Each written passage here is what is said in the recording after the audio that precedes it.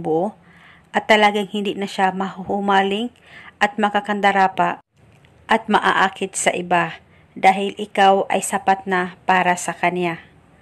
Kaya gawin mo lamang itong napakasimple at super effective na ritual na ibabahagi ko sa inyo ngayon. Dapat kayo ay palaging naniniwala sa mga ganitong pamamaraan at dapat palaging buo ang loob nyo sa paggawa nito. At ang ritual na ito ay pwede mo ito gawin sa kahit na anong araw o oras na gusto mo. Ang gagawin mo lamang, maghanda ka lamang ng papel at panulat at isulat mo ang pangalan at apelyido ng gusto mong gawa ng ritual ng 7 beses. At pagkatapos ay kumuha ka ng garapon o baso, lagyan mo ito ng kalahating asin. Pwede mong punuin, depende po sa inyo. At pagkatapos ay i-roll o itupi mo itong papel na sinulatan mo ng kanyang pangalan at itusok mo lamang ang papel sa asin na inihanda mo.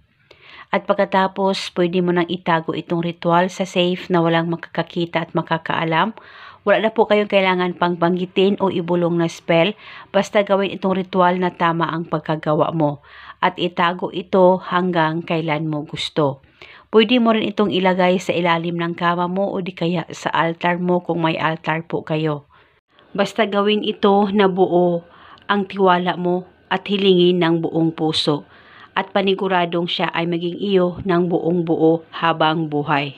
At eto muna sa ngayon, sakaling kayo ay may katanungan, mag-comment lang po kayo sa baba. Maraming salamat po sa panonood. May God bless us all.